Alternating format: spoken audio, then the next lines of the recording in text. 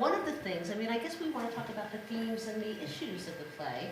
I mean, anyone can speak to this, but I suppose that you guys at the end might have ideas about how you brought those about.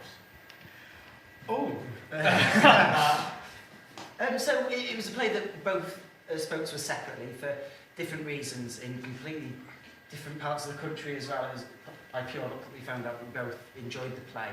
I think we're both quite passionate about stories that tell more about gay culture, about the environment around homosexuality, LGBT issues, than sometimes we are exposed to in current media forms. And this was certainly one of them, getting a bit of history involved with it, and current day issues. Themes in there, addiction, the amount of drinking that goes on, as I've got a pint next to me. These things that sometimes we forget to speak about, and they seem to be brought up in the script, was definitely one of the main reasons for myself anyway. I love it because it doesn't ever feel preachy, which is what I like, and it's not a coming out story. Coming out story is important, but it's about being a gay man today, 10 years ago and 50 years ago, how that's changed, and it's about making peace with yourself, I guess, and that was, I don't know, for me, that spoke really deeply. I went through that mid-20s, what am I, who am I, how do you make different parts of your life make sense together, and realising that actually they can work together, and it's not a Jekyll and Hyde syndrome.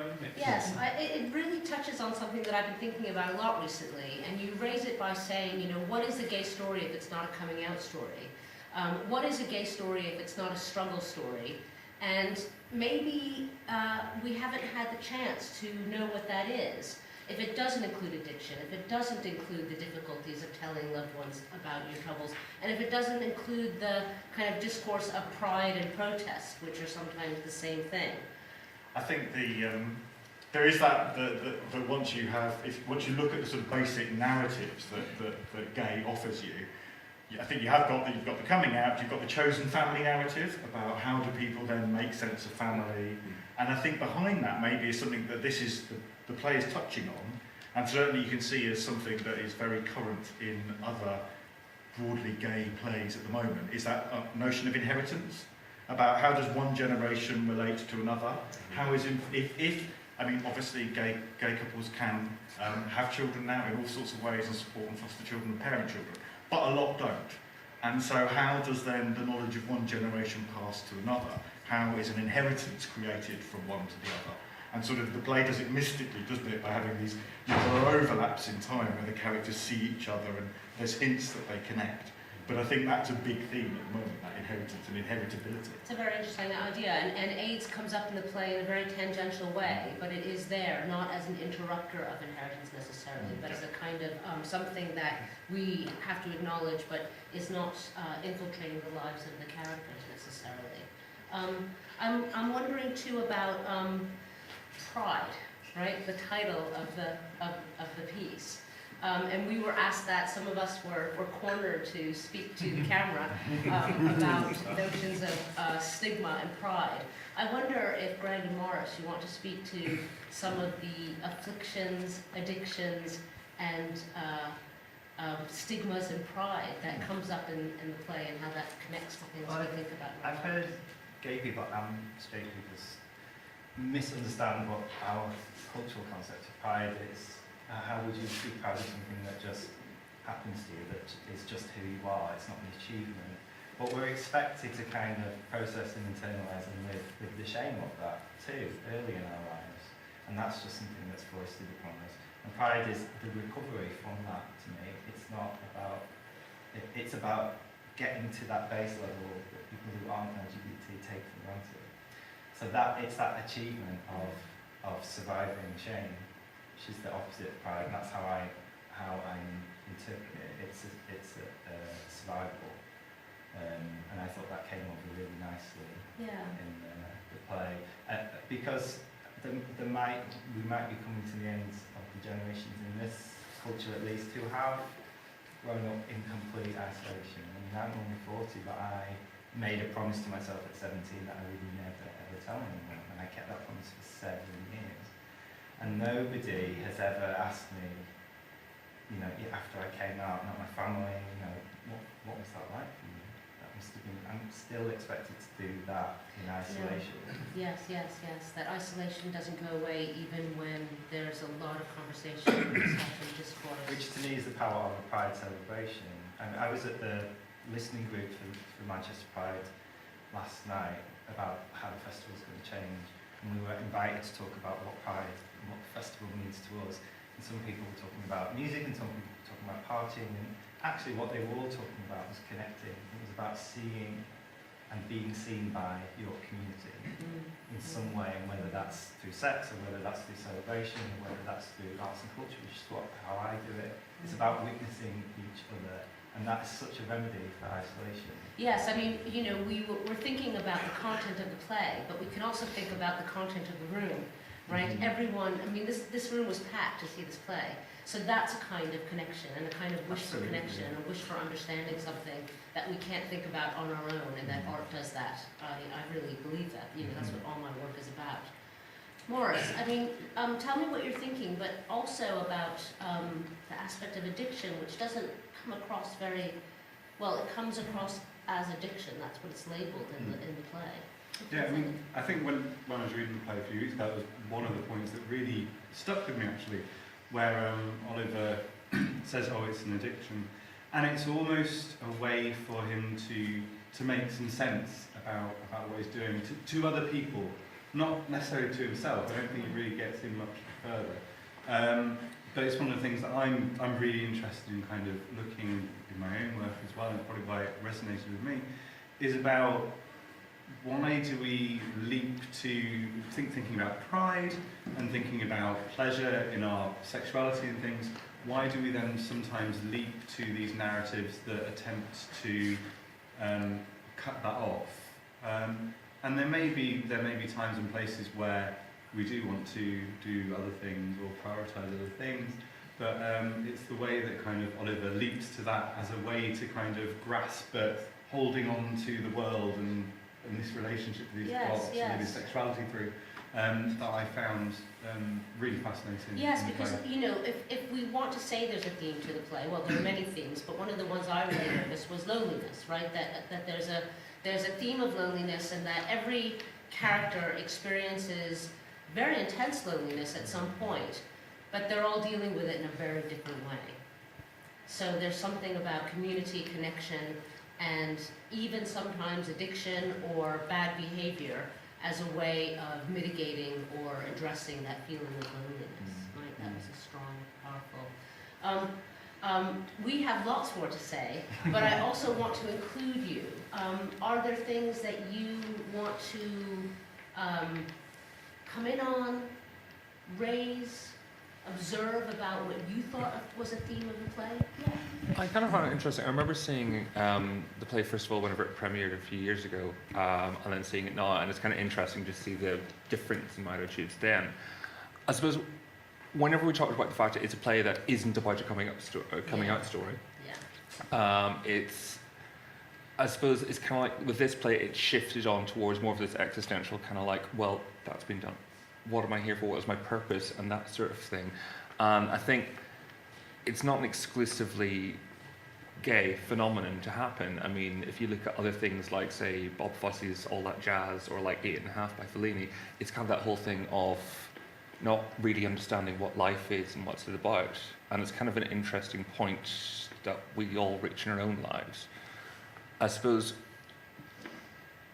it kind of feels that's a progress that goes through sort of with growing up, and I'm kind of wondering, within gay topics within theatre itself, what does the panel feel the next stage would be in terms of what if I'm not saying that this issue is being fully explored, certainly there are definitely more topics to be explored with that in terms of that existential why am I here type thing, but progressing past that, because there was the initial thing of gay representation in theatre, and it did involve a lot of coming out things. Now we're in that sort of existential thing. What do you feel is the next thing to conquer in terms of gay representation in theatre? So we had a review this week, which was a very, very positive review, but I do think it hit it went, some of the modern day characters, they're very bourgeois, aren't they? Yeah. And I think it's worth saying, yes, they are, and actually having that gay representation on stage, which the Pride does, is important. Let's widen that scope a bit. I think it's important to acknowledge as well that within the script and primarily here at the moment, we are, as a gay community, in a very privileged position. We are always top of the ladder as being primarily white, gay, male. So we have struggles, well, we don't have struggles that even further down when you add colour or disability or so many other things to it that we can't even begin to understand and empathise with. And I think theatre definitely needs to reach out and hear these voices more so. And I think we also need to reach out and are starting to especially find stories that aren't necessarily about a person's sexuality, but the people that are affected by it. There's a great monologue in the queer series that were on last year. It was my favourite one out of the 8. And it was about just at the turning of the decriminalisation of homosexuality. And it wasn't about the male homosexual in the relationship. The monologue came from the part of the wife who was married to him. And her life was shattered and how her world changes. His is going to be better if he can be out and open. But how she is now stripped back to her own, to zero. And I think that's a really important sort of story to tell in history. I think there's also recognising we may have done the sort of 70s, 80s coming out plays, and there's been the whole kind of earthquake of AIDS in the 80s into the 90s. But one of the things I think we've become more conscious of in the 21st century is how much our history prior to that has been obliterated, erased, not told by museums, hidden in archives, deliberately ignored. And there's a whole product of that, I think, which means that we tend to see our history in very modern terms, very short terms, and most gay people can get back to about Stonewall, and then they sort of jump to Oscar Wilde, and then everyone gets a bit confused as to quite what happened after that. And so there are, literally, hundreds and hundreds of years in which most people know relatively little.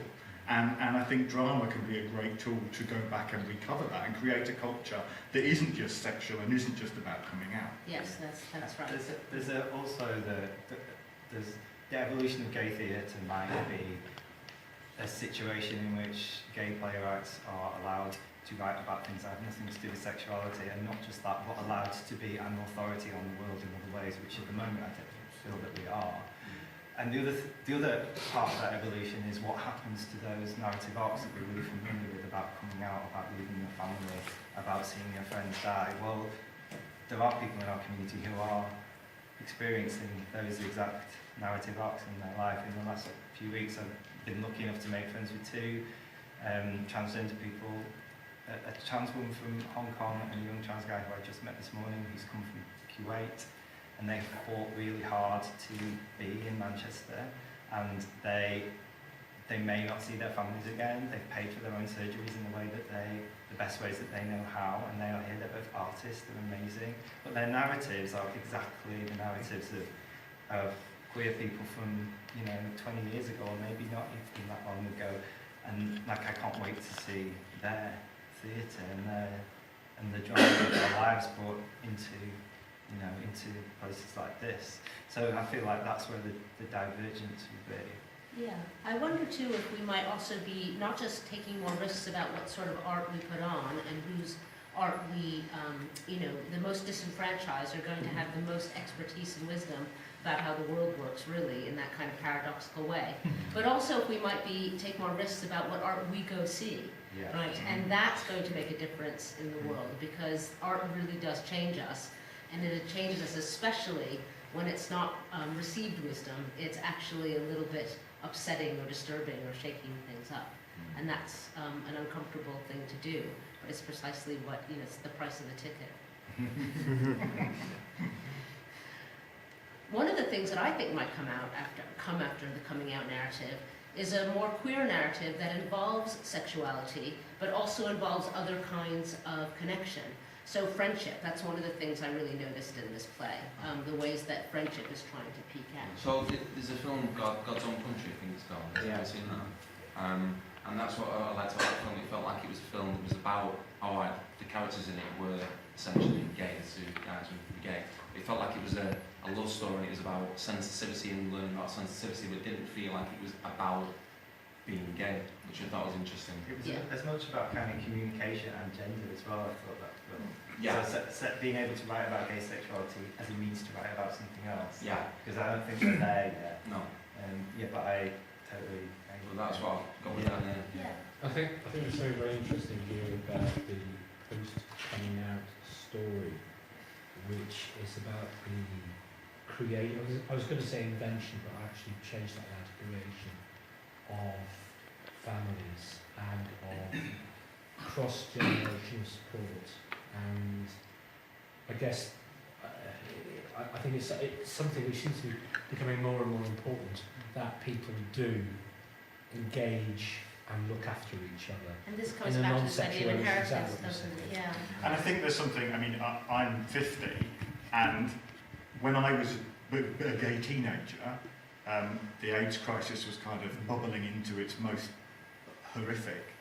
And the generation above me, I guess, who would have been, you know, the mentors at whatever level in my life, a lot of them just died and weren't there. So I didn't have that experience of the generation above me. And I wonder whether our generation, because we never had that experience, we're not so good at mentoring and creating pathways Yes. for the people who are younger than us. And I guess too, you know, I lived through the AIDS crisis, and we did have a lot of cross-generational, cross-gender, cross-everything intimacy that I'm afraid is getting lost in the focus on the couple, right? So that, you know, we had it in a way, we had that. And I think maybe we were giving some of that up. I'm not saying that the fight for marriage equality is a bad one, but I think that we might be a little too focused. I think that cross-generational support still exists, and it just gets on and it makes its own way of doing things. I like that I they understand. touch on, like, even delicately, like what Pride is for, like celebration Yeah, or whatever, and yeah. that it can be all of those things. Yeah. But I think it's okay to be like really demanding about. I think people are very grateful for things like marriage equality, and I think, to quote Larry Crane, you know, we are not crumbs, we should not accept crumbs. I think it's all right to be ungrateful. One of my favourite queer riposts ever is "My friends died of AIDS and all I got was marriage equality," and that to me encapsulates. But just the kind of queer ingratitude that demands something better and something more. And I feel like that was somewhere under the surface. Yeah, of yeah, that, yeah. of Well, the that we can dialogues have that they everything, have. and we're not actually fighting for enough of everything. Yeah, or And- something different that might be better. No. Oh yeah, I think we have time for one more. Or Okay, which I was just going to ask that we know a lot about gay theatre from the male perspective, but how much of gay life and gay theatre do we know from the female perspective? I know of one play that I saw fairly recently about gay women, and I think that there is a gap, and maybe what I want to know is, do other people agree with me? There is a gap in the story of gay women. I can recall the Killing of Sister George is the play that I'm thinking of. I struggle to think of another meaningful piece of theatre There's no lesbian about play gay women. in what we call the canon, I guess, either in this country or in the States.